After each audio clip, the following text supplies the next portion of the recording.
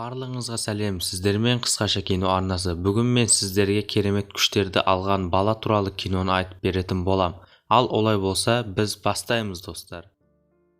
Атланта қаласы, әдеттегі таңертең. Николдың анасы жұмысқа барады, ал оның ұлы Дион жаңа мектепке барады. Никол Ноттидің тәрелкесін қоюды сұрайды. Дион сүрініп қалады және оны түсіреді. Бірақ жарма құлап кетпейді, ауада ілініп қалады. Бірақ Никол келген бойда олар еденге құлап кетеді. Дион өзін сиқыршы деп ойлап, тағы жасауға тырысады, бірақ ештеңе шықпайды. Дион жаңа оқушы және оның достар жоқ, тек мүгедек қыз Эсперанза ғана дос. Никол жұмыстан босалды, себебі ол түстен кейін тағы да кешікті. Оларға әкесі Дехон келеді және оның қайтыс болған күйеуінің ең жақын досы Ник Дионды бірге өткізуге алып кетеді. Никол күйеуінің есіне алып, бақытты кездермен бірге кафеде отырып, супер қаһармандар туралы сөйлеседі. Пат олар туралы бәрін біледі және анасы кешке баланы үйге әкелгенге дейін беруге тыйым салған. Диана тәттілеріне рұқсат береді, ал Никол оған рұқсат бермейді, себебі әңгіме кезінде екеуі әкесі туралы айтып жатқандықтан Дион ойыншықтарды қайтадан атып жіберді. Ал Никол мұны көреді, оны тоқтатуды сұрайды. Дион мұны біледі, одан ештеңе шықпайды және заттар Николды ауыртып алатындай жылдамдықпен ұшып кетеді.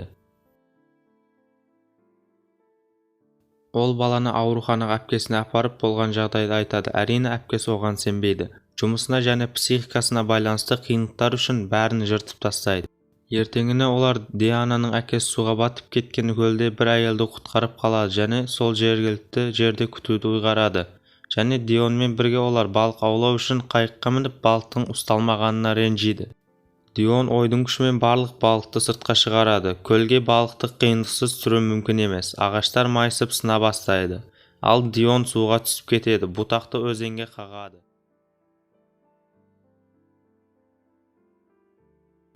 Кешке Никол күйеуінің күртесінің ішіне өз құтқарған әйелдің телефон нөмірін тауып алды. Никол Дионның көшеде екенін байқайды және оған қарай жүгіреді. Қатты дауыл басталып кетеді. Жағада біртүрлі елестер пайда болды. Никол күйеуінің елесін көрді. Ол оған ұлын алып таңертең кетуді айтады.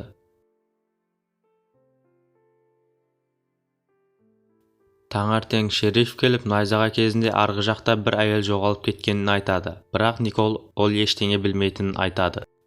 Никол Шарлоттаның тапқан телефонына күйеуін сақтап қалған әйелге хабарласқысы келеді. Оның кім екенін базаны бұзу арқылы біледі.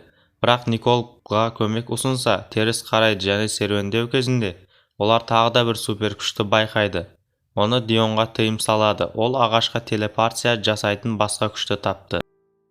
Бірақ Никол артқа қайта алмайды. Ол оны түсіріп алады. Пет досы өзінің өмірінен артық көріп құтқарған әйел туралы жасырын түрде білуге тырысады. Ол бұрын Маркпен бірге Бин компаниясында жұмыс істеген болатын. Пет маусымның алдында досының үйленетінін білгенде терезеден қыздың құлаған ойшығын көріп, оған көмектесуге шешім қабылдайды. Жолда оны көлік қағып кете жаздады. Тәжірибе уақытында Дионның қабілеттері туралы үйренді. Оның ересек досы Николды көндірген соң, Пет Николды Дионның мұғалімі болатынына көндіреді. Онда ол осы қабілетті көрсетеді және соңында Дионның жасағанын ұнататын адам пайда болды. Дионның күшін қадағалау үшін Пет оған 1 сағат береді. Бірақ кейінірек Джонатан есімді бала Дионның сағатты алып, оған Дион телекинеза арқылы жауап береді. Мұғалім келіп екеуін төбелескен үшін ұрсады. Бірақ Дион көп ұрыс естиді, өйткені мұғалім нәсілшіл болып шықты. Николға күйеуі құтқарған Шарлоттадан қоңырау келеді және Никол Дионды Петке қалдырады және ол кездесуге барады. Шарлотта да супер қабілетке ие болатын.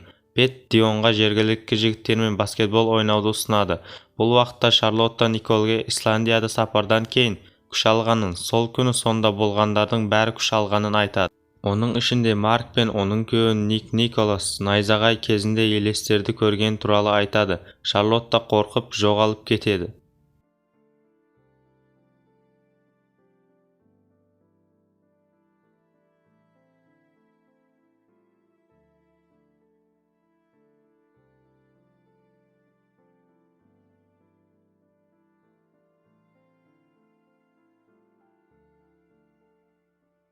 Никол Дионға мұғалімнің оған неліктен ашуланғанын түсіндіреді және бұл үшін Дионның кінәсі жоқ екенін айтады. Ал бала ұйықтап қалғанда Никол Шарлоттадан найзағай ойнаған адам мен найзағайдың бейне жазбасы бар хабарлама алады. Осымен видеомыздың бірінші бөлігі аяқталды достар. Достар, бұл менің бірінші видеом болғандықтан сіздерді барынша қолдайды деген үміттемін. Келесі видеоларды бұдан да жақсы